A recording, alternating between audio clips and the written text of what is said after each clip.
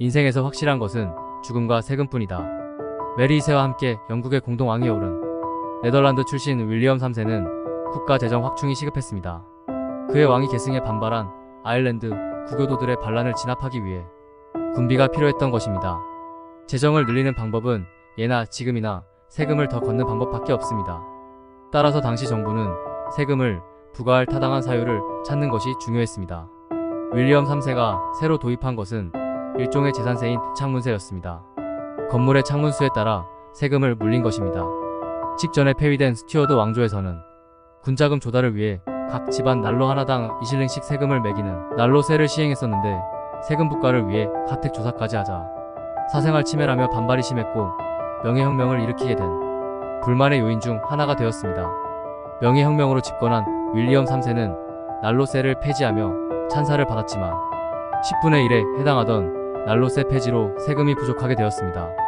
그래서 부족한 세금을 징수하는 방법으로 각 집에 부착된 창문에 세금을 매기는 제도를 만들어 잉글랜드와 웨일스에는 1696년, 스코틀랜드에는 1748년에 창문세를 도입했습니다.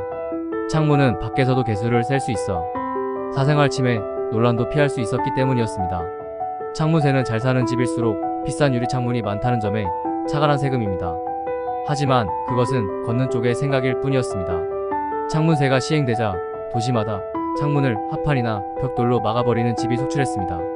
가뜩이나 우중충한 날씨에 창문까지 가리게 된 영국인들은 우울증을 호소하기도 했습니다. 이 때문에 창문세는 햇빛과 공기에 물리는 세금이라는 오명으로 기록됩니다. 오늘날 영국에서 창문이 있어야 할 곳이 가려진 건물은 창문세를 징수하던 17세기에서 19세기 때 지은 집으로 이해할 수 있습니다. 창문세의 원조는 영국이 아닙니다. 프랑스에서 14세기에 잠시 시행했다 폐지한 적이 있습니다. 영국이 창문세로 세금 수입을 올리자 프랑스 루이 16세가 창문세를 재도입했습니다. 프랑스의 창문세는 창문폭을 기준으로 매겼습니다. 그러자 시민들은 창문폭을 줄이는 방법으로 세금을 피했습니다. 프랑스식 좁고 기다란 창문은 여기에서 기인했다고 합니다.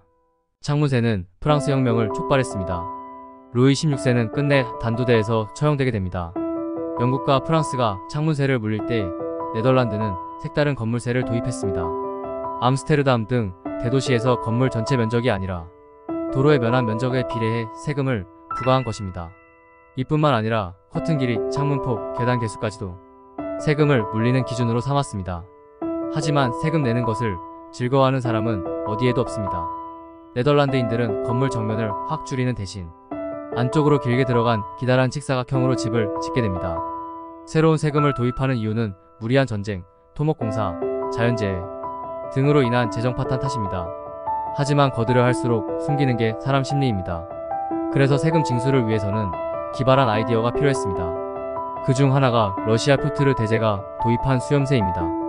표트르 대제는 낙후된 러시아를 유럽처럼 선진화한다는 명분 아래 남자의 긴 수염을 자르게 하고 수염을 계속 기르는 사람에게 수염세를 물렸습니다. 게다가 수염을 기른 사람이 성 안에 들어올 때마다 통행료를 걷었습니다. 신앙심 깊은 러시아인에게 면도는 신의 형상을 훼손하는 것으로 여겨졌습니다. 귀족들은 반발했지만 결국 수염을 자르는 쪽으로 기울게 됩니다. 수염의 도입 7년 만에 러시아에서 수염 기른 남자가 사라졌다고 합니다. 세금은 풍습과 종교 신념까지 바꾸게 됩니다. 영국에서는 모자세를 도입했습니다. 멋쟁이 신사들이 모자로 멋을 낸다는데 착안해 세금을 쉽게 거두려는 의도였습니다.